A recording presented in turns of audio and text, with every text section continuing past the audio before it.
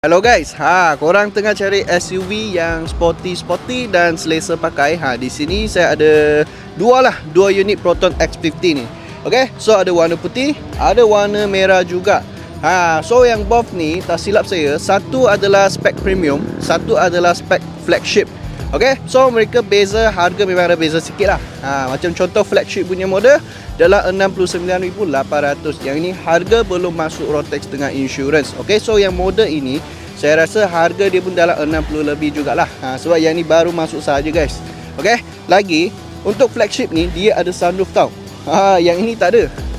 So more prefer on ada sunroof punya kawan-kawan, boleh cuba ambil flagship model lah. So kadang-kadang boleh berdiri di atas, tengok bukit, tengok laut lah.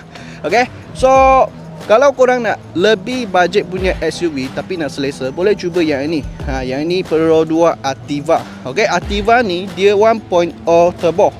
Okay, untuk Proton X50 dia 1.5 turbo. Okay, so power memang ini akan kurang sikit, tapi still boleh pakai. Lagi dia jimat minyak tau. Dia jimat minyak sikit. 1.0 turbo engine, sangat sesuai bawa family pergi jalan-jalan juga.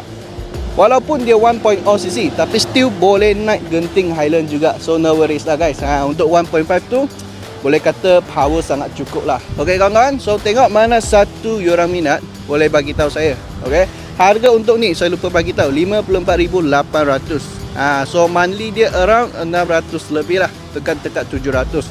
So itu saja kawan-kawan. Kalau korang minat kereta ni, komen di bawah ataupun PM dengan saya. Kita jumpa next review.